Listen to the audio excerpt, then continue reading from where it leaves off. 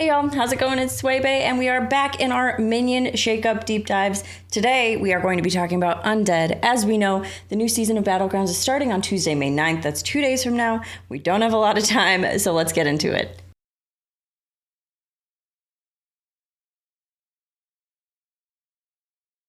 Undead is the newest minion type added to the game, so I wasn't expecting to see a lot of change, and I feel like it's pretty consistent with what I thought was going to happen. A lot of the minion types so far have gotten just a really nice, refining situation going on where, the minions that were maybe valuable in terms of tempo or something along those lines are being removed for things that just overall fit better with the minion type and what the goal of the minion type is. So, Undead overall is about summoning things during combat more specifically, and then buffing from that. So we have our Eternal Night build where every time it dies during combat, it scales. That's kind of just the best example of Undead, of just this consistent scaling during combat. And I mean, there's these buffs, we still have Nerubian Deathstorm, where that is a battle cry that buffs attack. So that is on the play. But in general, it's a lot that happens in the time that you can't control, right? So we did see the minions being removed that didn't necessarily fit that, so let's talk about those minions leaving. First, on tier 1, we have our Rothhide Gnoll. This is one that, we have that attack scaling, and it is pretty consistent. It is pretty valuable in terms of just having, a token board, and then your Rothhide Gnoll has, 28 attack all of a sudden. And it's never that crazy. Sometimes people use it till middle of the game, but very rarely is it on past that. And it does do exactly what that goal was of buffing the attack. However, it was replaced by another minion on tier 1, which we will talk about in a little bit. Also, just a little side note, when I say it was replaced, of course, it's not necessarily going to be a minion with the exact same intention, but the ability of this minion overall kind of mirrors what the old minion was able to do in a sense. So, like I said, we'll talk about that a little bit later. Just wanted to make that note. This is probably the largest loss in my opinion. On tier 3, we lost Jelly Belly. Jelly Belly was one of those minions that, if you 3-on-3, you get a Scarlet Skull Jelly Belly situation. It's pretty nice. Also really nice with the Risen Rider, nice with the Micro Mummy.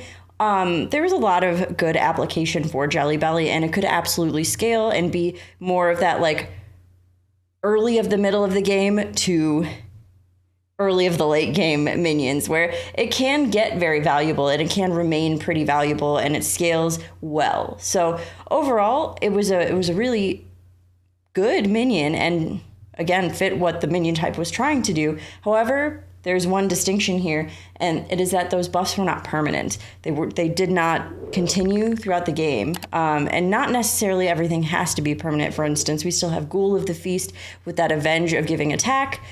So it's not really that necessarily. It's just the fact that we had this pretty strong minion that was sizable to some extent, that didn't exactly fit with the rest of the minions like a perfect puzzle piece. It was missing just a little corner of that puzzle piece, I feel. Also removed on tier 3 is the Lich Doctor. This was the taunt that buffed the minions at the start of the next combat that died during combat.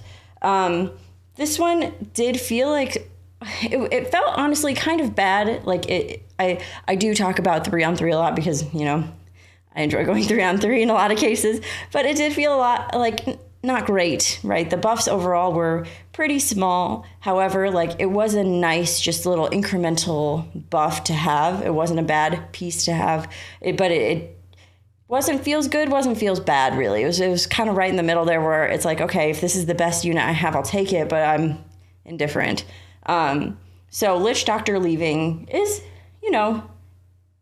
sad, but also probably good overall. But so those tier 3 minions leaves us with one new minion and Ghoul of the Feast on tier 3, which makes tier 3 a pretty bad place for Undead. We already, the focus of Undead was kind of a 2-4-6. I feel the minion types are either a 1-3-5 or a 2-4-6. And Undead is now 1, 2, 4, 5, 6, but 2, 4, 6 for sure, because 3 is just a rough one. And last but not least, to the Undead leaving, we have Possessive Banshee on tier 4. This was our buff +2/+7 battle cry, which was really, really nice for like a Jelly Belly situation, or you find it after you're already past tier 4, you already have like a Sister Death Whisper, you want it to live a little bit longer to get the buffs off before it dies, so you use Banshee. But it was, it was good stats, great health. And overall, there's a lot of attack buffs on Undead because the point is for them to die. I just realized how maybe ironic that is. But yeah, the point is for these minions to die, so they have higher attack. So they hit something with their higher attack and then they die, and then something comes back that also has a higher attack and dies. So, that didn't necessarily fit, but that health buff was really nice for those back of board undead pieces. So all that being said, we talked about what's leaving, let's talk about what's coming in. I have the hardest time with this name. On tier 1, we now have the Incorporeal Corporal.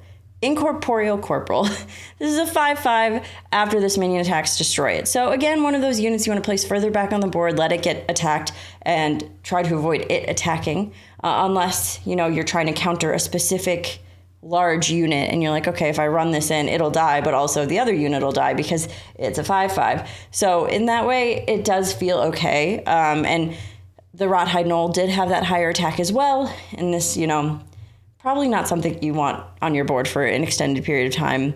That's a really interesting addition, I think, to tier 1 over the Rothhide Knoll. So I am curious to see how that works. But the 5 health is interesting and good. So we'll see. I don't want to form an opinion on it yet because the stat line is heavy there, but also the card text is a little bit rough. On tier 3, this is one of my favorite new units. This is Radio Star, the minion that kills the Radio Star. I can't not just enjoy and make that reference every single time I talk about it. It's a death rattle of add a plain copy of the minion that killed this to your hand. It's a 3/1. So you do get that economy value, which I think is so great because also it's a plain copy of one of your opponent's minions. So that could be pretty beneficial. I'm quite excited for it. And you can probably even work it in a way. It could be a good tech. Like if you know what your opponent's running, say you really want whatever is in position 1 of your opponent, you can taunt it, have it be the only taunt. It's only got 1 health. So something's going to kill it. And if it's taunted, something's absolutely going to kill it. So if you want that first minion, you can taunt it and have it there for you. I think that's a fantastic. It almost feels like a comeback mechanism to an extent.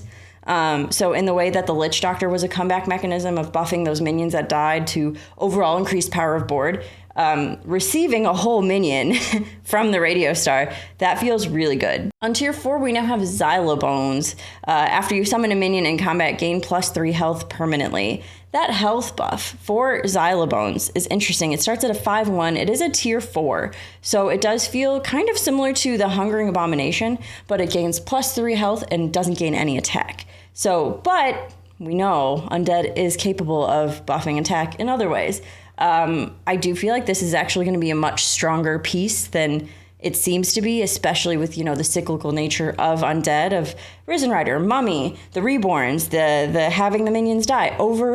Overall, right? Summoning a minion in combat's not a challenging thing for Undead. And I think that this is going to be a fantastic addition and potentially just really strong. Like, I feel like this is definitely a sleeper and not super highly anticipated, but I think it's going to be a really, really great addition. And last but not least, on tier 4, we do have our Plagued Tidewalker. This is our venomous Undead Murloc. That's a 2/7, which is funny because the Banshee's stats were 2/7 as well. But this is something that I talked about in a previous video of being very interesting that it is a venomous addition to Undead because, Undead in general counters poisonous currently because it does kill the minions that Undead wants to kill, and as long as the poison aren't very large, like, you never really want to run a Mantid against an Undead board. It's not going to do anything. It's not going to do what you want it to do, especially because it can taunt itself. Yes, it can shield itself as well, but if it taunts itself, it's going to do nothing against that Undead board. So having the Venomous Undead Murloc. I mean, so that means that 4 out of 10 minion types have Venomous in some respect, and it could be a nice little tech counter. I like this addition a lot. I think that it's going to, well, Venomous in general, already changing the landscape of the game big time. This is going to be a very important minion, I think. I really, truly believe that, and I'm excited to see it in play. And that leads us into which minion types are Undead good against? Well, poison, right? Venomous. Definitely going to be good against, a venomous board because of that ability to have the minions die, come back in some kind of larger scale and die and continue to do so. So you're basically just summoning a whole lot of minions. We also have like our Colossus that has the shield on it. Having shields is also a normal aspect of this. We can shield the Blanchie.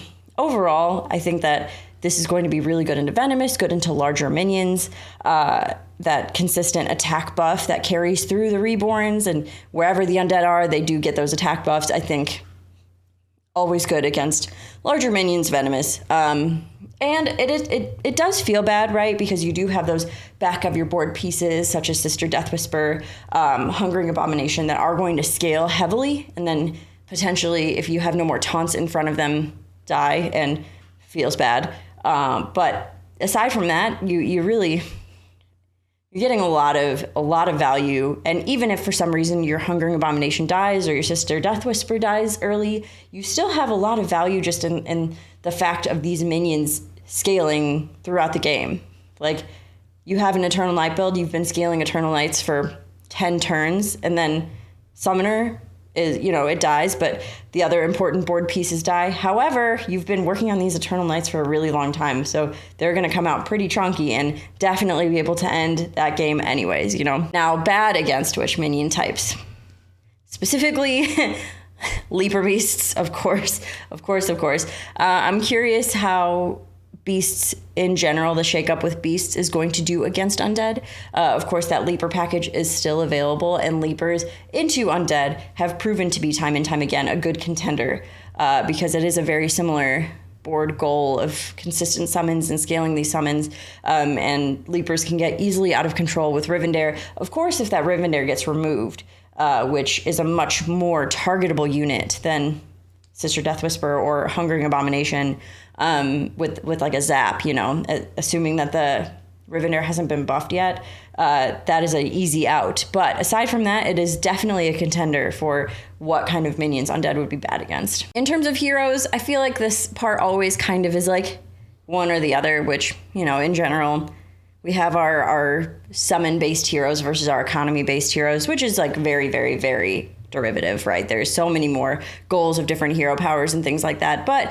we group together like a Greybow, a Nyxia, Deathwing, like those heroes that give the minions attack or make them better when they summon during combat. So that's kind of the very derivative summoning heroes versus economy-based heroes, like a Gallywix, like a Hooktusk, like a Millhouse that, you don't necessarily want to roll and look for specific minions. You just want the best minions you possibly can in each shop. But overall, definitely summoning-based heroes. We're looking at Greybow, Deathwing, and Nyxia, as I just said, being very, very beneficial for Undead as opposed to those, value-based heroes, because you don't have as many battle cries. You're not really cycling your board as much during your buy phase because you don't necessarily want to just get battle cry buffs off. You would prefer to play a minion, let it grow, let it grow some more, and then swap it out for a better one when the time comes, and potentially bank some tech and, bank some, like a sparring partner for whenever you have space and time, because you don't necessarily want to make those changes every turn because it may not be beneficial and may make you weaker for a turn without being able to have a follow-up the following turn. So that was our Undead minion breakdown. Thank you so much for watching. Tomorrow is going to be a little bit different of a day. Later on today is our last part of our 5 days of top 5. It's day 5. So tomorrow we have 2 more minion types to discuss. Those will go up tomorrow. The following day is Patch Day, which I'm so excited for. So we will be having some gameplay on Patch Day. But I hope you've enjoyed this series. Let me know your thoughts in the comments, and I'll see you later for our last day of our 5 days of top 5. Thanks for watching. Bye, everyone.